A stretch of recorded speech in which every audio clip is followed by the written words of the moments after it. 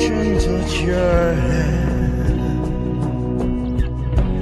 May the cards lay out astray,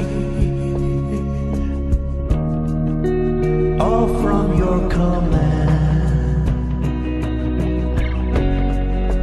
That's the way it is.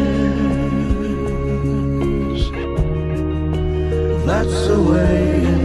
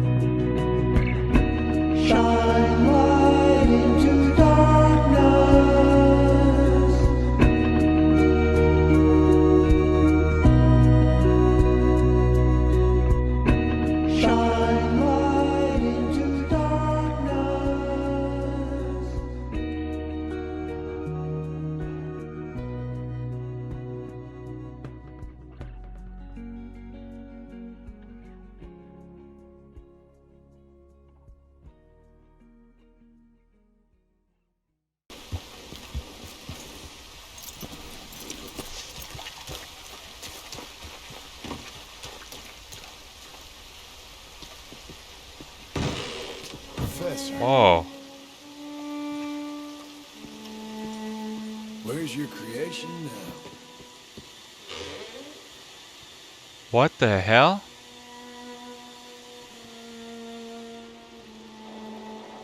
Holy shit.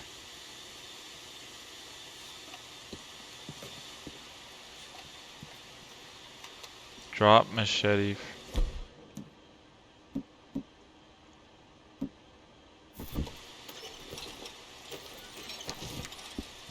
Got an electric lantern.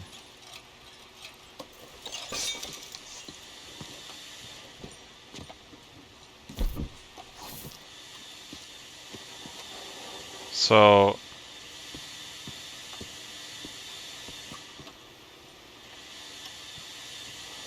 looks like the robot escaped and killed him. What the fuck?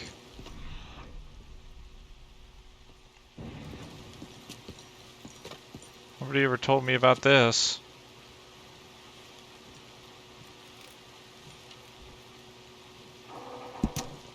Five years, one automaton, receive funding, win top signs. 6 years, 2 automatons, make automaton factory. 10 years, 100 automatons, become very rich man. 15 years, automaton army, take over the world. Jesus.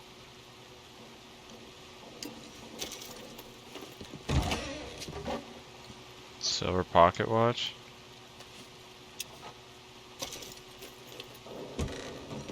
There's his little gizmo gadget. And it's still not there. Alright, well, I've given up on looking for this fucking thing. Wanted this to be a nice, wholesome fucking episode. And, it ain't fucking working. I must have missed my chance. I wanted to find the meteor shower Easter egg, but I'm totally betting that it's over now.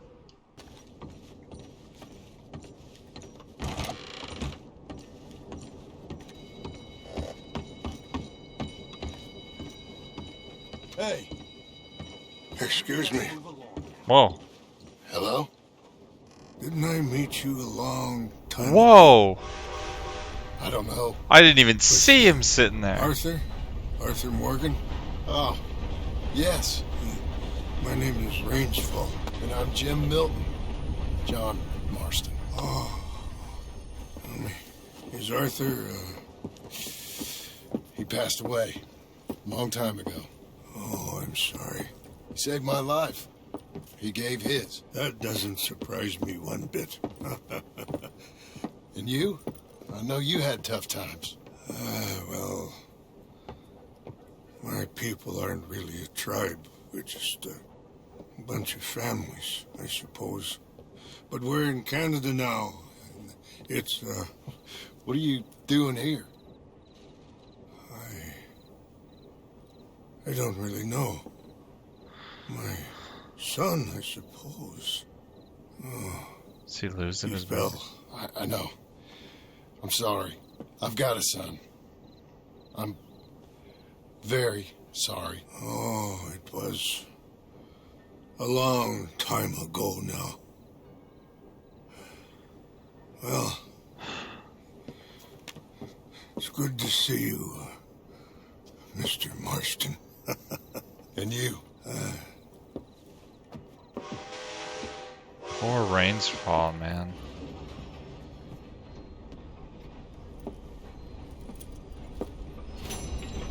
Holy shit. Why? Why did that honor skyrocket? Oh, fucking whatever. I'll take it. God damn.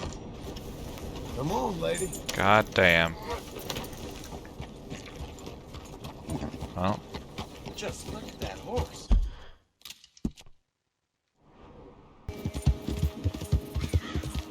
Mr. Miller. It's getting real close to the end here.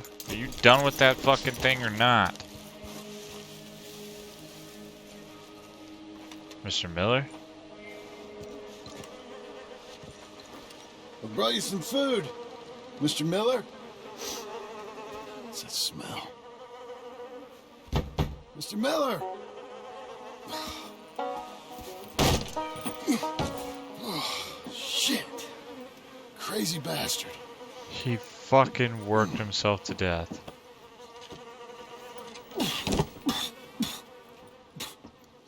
When I'm done, just burn me. I want to soar in the air with the eagles, not rot in the ground with the worms. Evelyn Miller.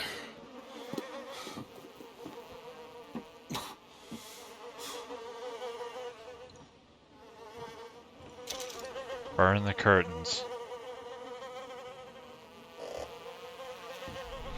Alright, well, before we burn this place to the ground.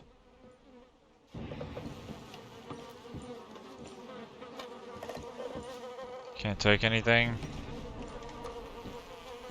I guess not.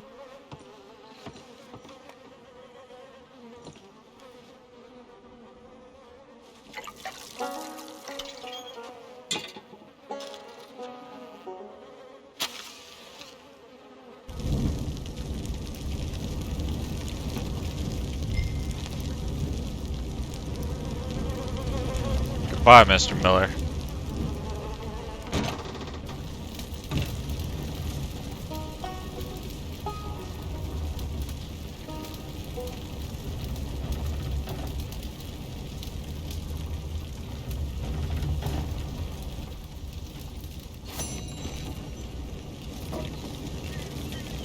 I get it. He's burnt out. Get it? Fucking get it?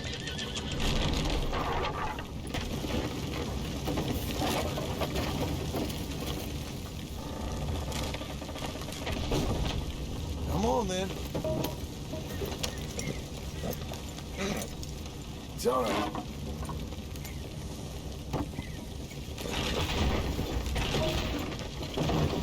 Good job, lady.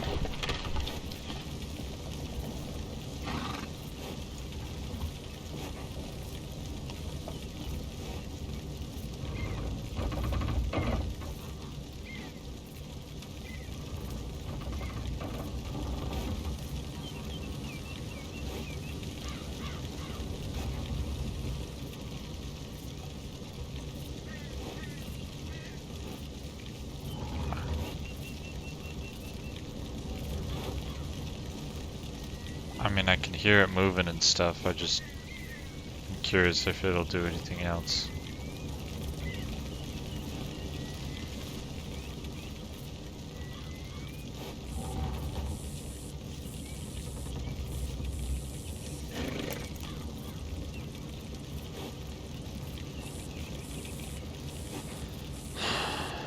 Doesn't look like it. Before we go on, I wanted to reflect on all the different newspapers, literature, and documents, stuff like that, because I've got quite a lot of them. I don't know what's the last one. Start with the Blackwater back in 67. Well.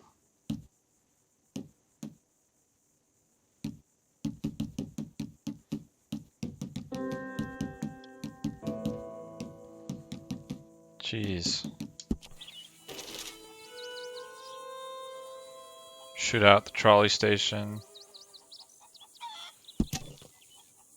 Dozens dead. Okay, really? There's actually just...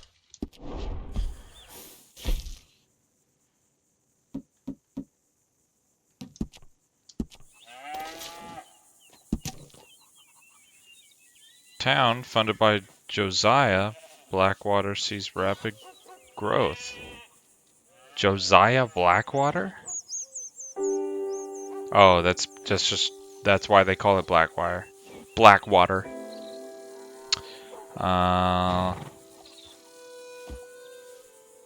Okay, next. Skinner Brothers. Author troubled by hypocrisy. Social theorist and philosopher Evelyn Miller has resigned his post at Princeton after increased turmoil regarding his theories on mankind and the savage, announcing that he had become troubled at his own remorseless hypocrisy. The once regaled professor and theorist on what separates the white man from that of the lowly savage left the university in haste and is reported to have retreated to the wilderness to write a book about becoming one with it. Huh. Vanderlyn reported seen in tall trees. What? On the run 7 years, gang members still at large. Dispatch from Tall Trees reports the sighting of infamous new outlaw Dutch Vanderlyn, who has been on a bloody run for the notorious Dutch's Boys gang has been plagued by the state, but is believed to have been disbanded. Two of his henchmen, Jose and Matthews, and Arthur Morgan, were both killed in separate raids by Pinkerton agents that same year. No, they weren't. Gang members Bill Williamson, Michael Bell, John Marston, and Charles Smith are still believed to be at large. Telegraph from Mexico reports that Javier Escuela is believed to reside in the mountain region there. Massive sum of money taken in the Blackwater robbery by the gang has never been recovered. It was said to have been stashed somewhere in town after the gang escaped.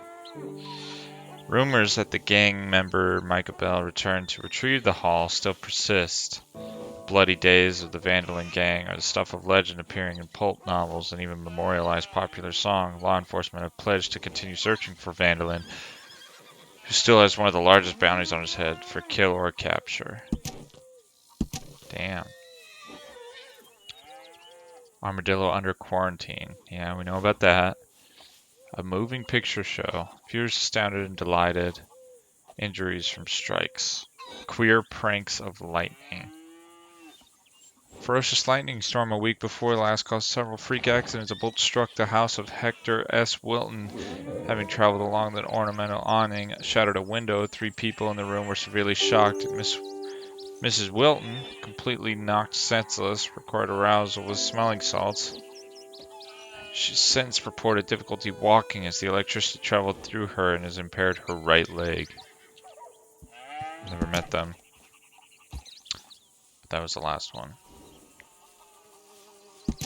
This one, stock market crashes. Exchange and free fall. Panic of 1907.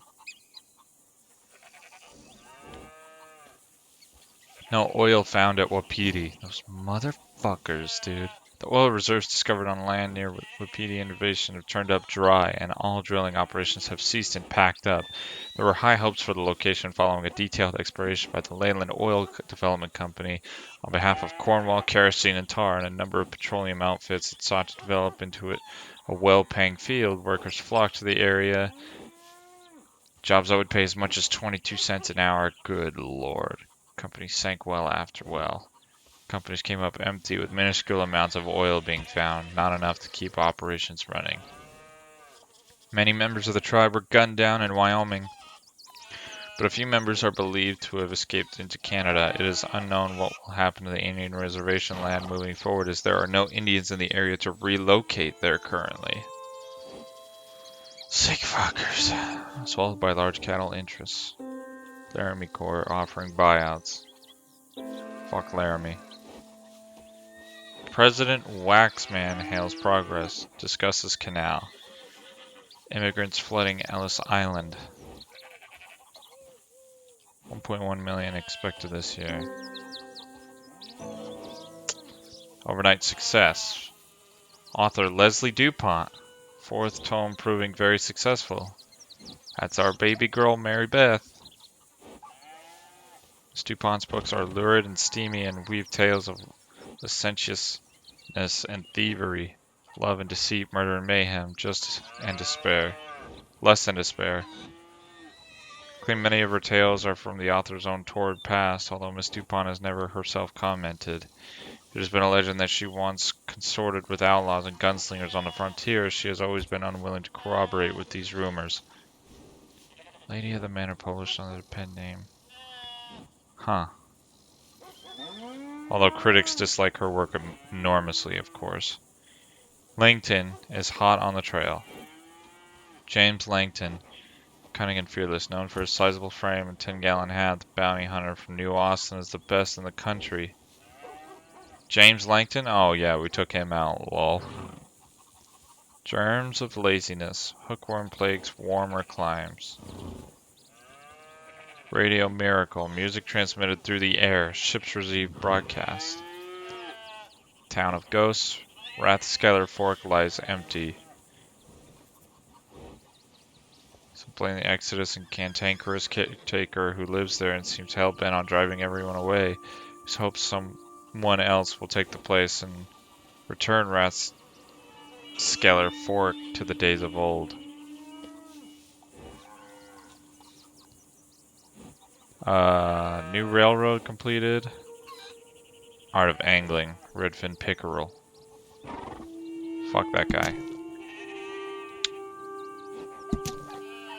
Fort Wallace, a bloodbath. Colonel promises justice. Consolidation brings fear of monopoly. 1 million dead from last epidemic. Influenza. Yikes. And we thought the Bud Light virus was bad.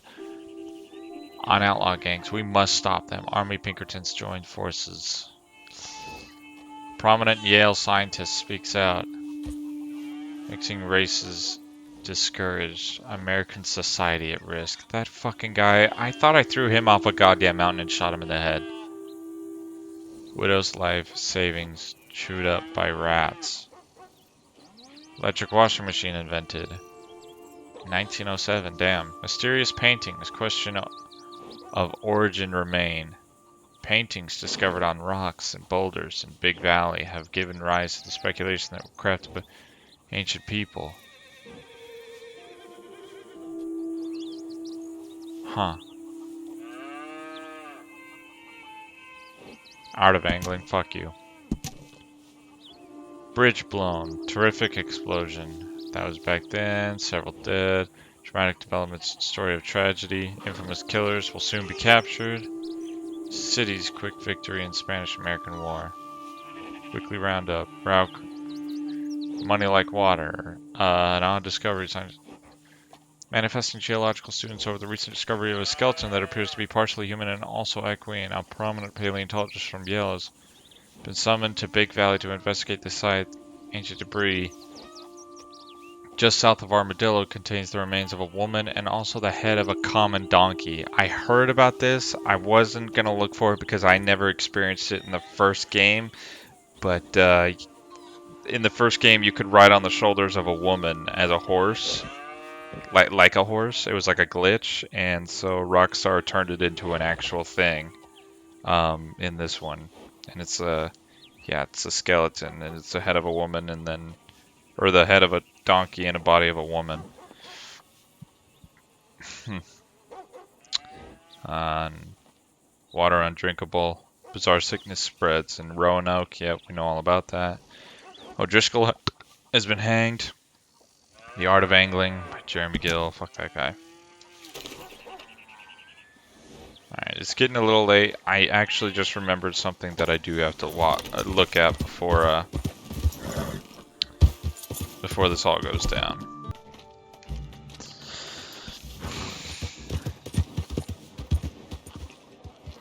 Hey, mister! Yeah, you! Come over here! Yeah, what's up? Hello? Oh shit. I'm in a real bind. This fella, he's in a bad way. You gotta help me. I'll pay you. Okay, calm down. Where is he? He's inside. Upstairs. Come with me. I'll show you.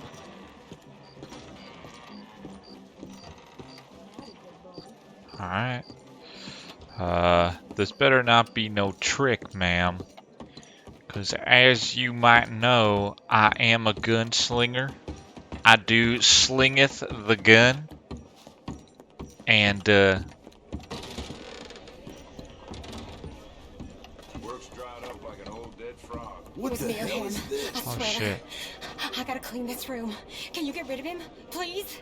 I'll give you all the money I got. Bastard started beating on me, choking me. He was a demon in human shape. Oh shit. Damn. Well, guess he had it coming. Yes, he did. So will you help me? I came this far. Okay, I'll get rid of him. You gotta help me, please. Okay, alright. I must really be losing my mind this time. You know, there's a pig pen not too far. Just dump the body in there and they'll eat him up in no time. That is disgusting. Gotcha. Don't worry, fellas, he just fell asleep and I'm getting him home. Yeah, this is not what I expected either, Vanta. Excuse me, sir.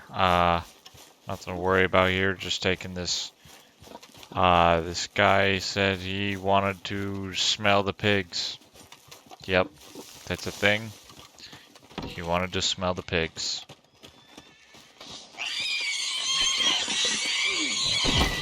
There you go.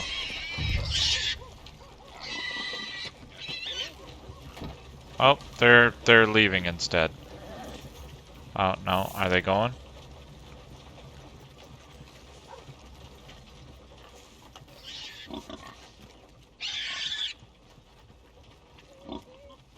That's okay, that's disgusting. I'm leaving. Okay. Did you do it? Please tell me you did it. I'm back, ain't I? Thank you. What? Please, take it. Take all of it. Why did I get minus on her for that?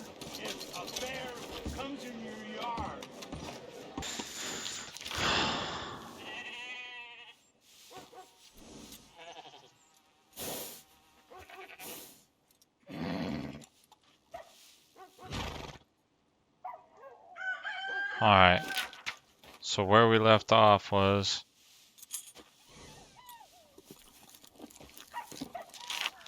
This was the last place that we left off with Arthur. Where he said, my whole code that I lived and killed by. Was it true, or was there a bigger truth I was too dumb to ever see? He drew some alligators, and being back in the country made me dig up Arthur's old journal again. Odd few years wandering. Now back here, this country that we ran to when things went crazy all those years ago. My mind is still full of ghosts. Been a tough few years. Jack don't like me and Abigail cannot stand me. Or is it the reverse? Killed a fella because he looked at me funny. Abigail wants to settle down. To what? Everything I've tried has gone wrong for so long now. Now I'm back in old country, well, I guess the north didn't turn out so good. Wonder if there's anything in these treasure maps. Don't know what he's talking about. I never picked up a treasure map. Maybe I did. Whoopsie daisy. So now I'm a farmhand. Till I lose my temper again, I guess. Working at a place called Pronghorn Ranch. They seem to like me because I'm big and nasty, and they surely ain't. And some local tough guys seem to know they ain't. Well, I guess Abigail can't have everything, but she won't be able to deny I've at least got a normal job. I'm not too much of a rancher, but I can still give a big mouth a good smack. Abigail seems to despise me. Jack ain't sure, but I reckon he ain't none too keen. She went and left me. Gave me enough warning, I suppose. She weren't wrong. I'd leave me if I could. But what now? No son, no woman, and a no-good rancher on a no-good ranch. These rich bastards, the Laramies, want old Geddes dead. If I had a brain, I'd go work for 'em. But I kinda like Geddes. Saw Sadie Adler again. Guess I thought she'd been dead. Maybe it's just me that's been dead. I don't know. It was good to see her. She's a bounty hunter and suited for the work. Saw her put a knife clean through the hand of some big old boy she was fighting with. Ain't seen her since she and Arthur saved Abigail, and then Arthur saved my life. We headed north and she turned to this line of work. Met a strange guy. Thought he was a prophet. Blind. Oh, so he has his own entry for Cassian. Look at that drawing, huh? Good on ya, John. And then he was planning out the place. Good news. I now own a ranch. Bad news. I now have Uncle with me. Or is it the reverse? If he don't shut his mouth, I'll paint the place with his blood. I bought a dumpy bit of land for Abigail and she ain't here. Instead, I got Uncle. How the hell did this happen? I got the worst of all things. I miss Abigail. I've been a proper fool for longer than I can remember. For always. Went to Saint Denis with Uncle because Charles Smith was there and was in trouble. Charles had taken to boxing and did not seem in too much trouble after all until we stumbled into some local gangsters who wanted to shoot both of us. But now he's here and I've got myself a completely different family to the one I had a while ago. Not sure what to make of that. He shows English mace, found some desert sage, prairie poppy. The countryside is full of some of the worst scum and maniacs I ever come across. Guess we fit right in. Went to buy lumber to build a new house. Got jumped by some local gang and everyone is terrified. A hand Charles had hired got himself killed. Wonder if these bastards will bring trouble and how much. Why is it so hard for me to fucking read out loud? This is ridiculous. I feel like I've actually gotten dumber since high school. Red Sage, Wild Feverview. Few. Found an old battlefield from the war. Place made me real sad. All them young men dead and all us idiots left alive. Went to see the old lady I'd been sending all them rodents and whatnot to. Don't know what on earth I was expecting. Whatever it was not what I found. Still, the weird old lady I met at least gave me a nice little squirrel ornament for the house. Met Evelyn Miller. The Evelyn Miller. The writer I grew up with, Dutch's favorite, even though I never really understood a word of what he said. In the flesh, both humbler and more pathetic than in Dutch's imagination. Bit of a sad man, looking for something or other. Built ourselves a place to live. Never thought I would say those words. Now I just need a family and a way of paying off these debts. Went off bounty hunting with Sadie, who I'd met again after all these years, and the whole thing turned crazy. Thank God Abigail weren't around or she'd have me skin me herself.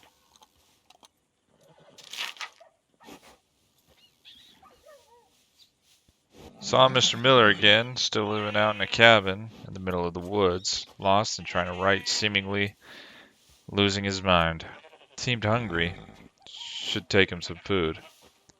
I'm worried for him. Dog. Deer.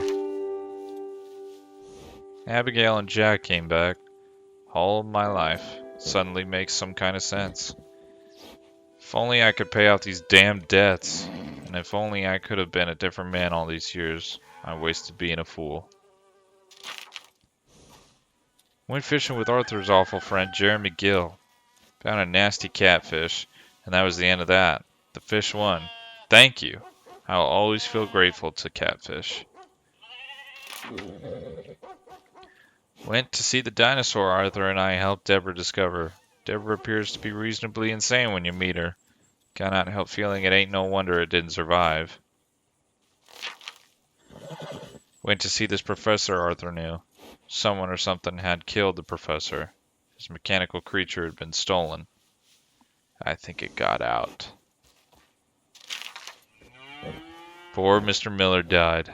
I hope his book, which I got the manuscript for, was worth all the sacrifice. I burned the hut he was in and seemed to be what he wanted. Strange man. All that learning did not seem to make him happy, nor quite as wise as he thought he was.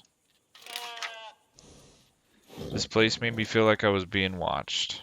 Queerest feeling I ever felt. Hard to explain, fascinating and awful, and seductive all at once. Met a lady who killed a fella. Said it was by mistake. She reminded me of Abigail, so I helped her hide the body. Alright, there's that, and...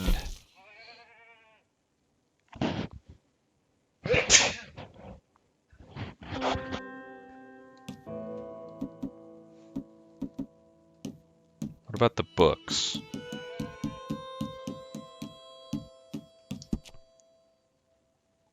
Evelyn Miller's dubious treatise on the wilds.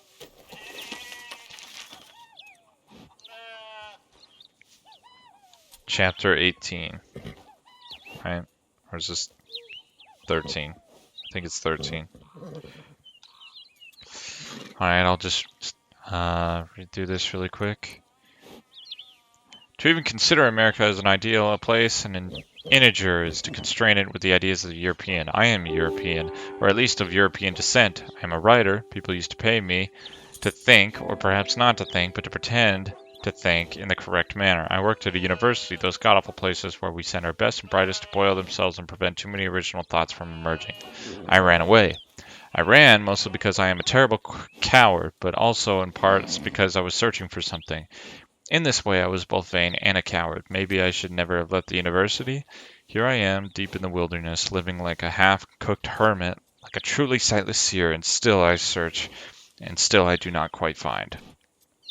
Have I and those countless fobs born into lives like mine across the East Coast and Middle West, and the genteel parts of the South, been forever ossified like so many generations of Europeans before us, into men that are at once not men?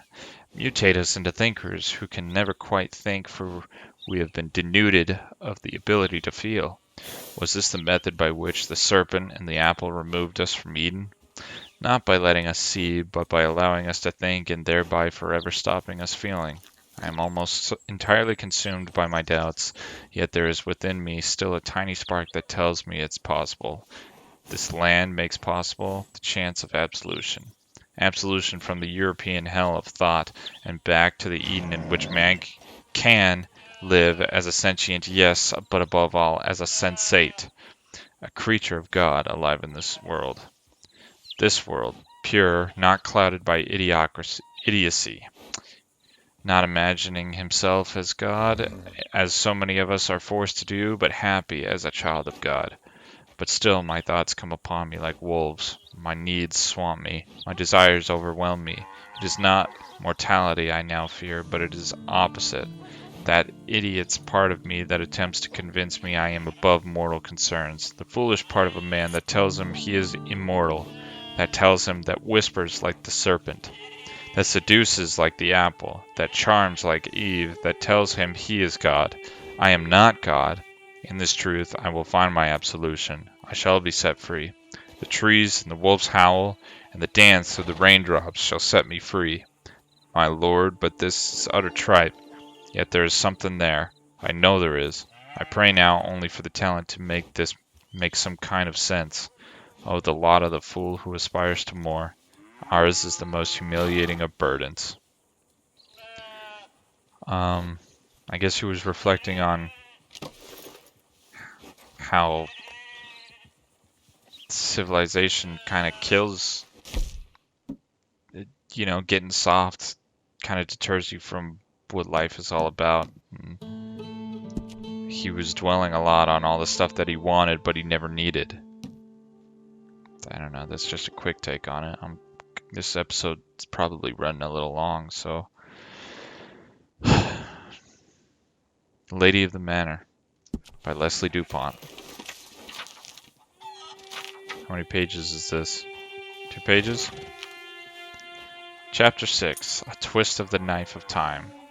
Susan Grade, the Lady of Leicester, stared at the highwayman, her bosom heaving, her heart pounding in her chest, her flintlock dueling pistol ready to put a bullet clean between his eyes. David Vincent, the infamous Black Knight, the most wanted man in England and France, smiled. He was not nervous. He was never nervous when faced by beauty. The woman's anger and rage excited him. "I'm sorry about your husband, my lady," he said mischievously, "but it was a fair fight." "A fair fight?" she gasped. "You shot him in the back." "I never did, but we shall come to that later." He winked at her. She raged, yet even in her anger she felt something else welling up inside her, a pain even worse than grief, a reality that has punished women since the dawn of time. Love. Susan was in love with a murderer. Her husband, bad man that he was, lay not yet cold at her feet, and already she was in love with this black-hearted killer. The feelings were too much for her. She never admit them to anyone. Vincent, with his infinite reserves of cunning, saw these truths written on her face instantly and knew everything entirely. He smiled. The smile angered her, and she decided at a moment that rather than give in to love, she would fight it. She would destroy David Vincent in order to stop loving him. She looked calmly at her gun. "I'm afraid, Mr. Vincent, that I can forgive many things in a man, but shooting people in the back is not one of them," she said calmly.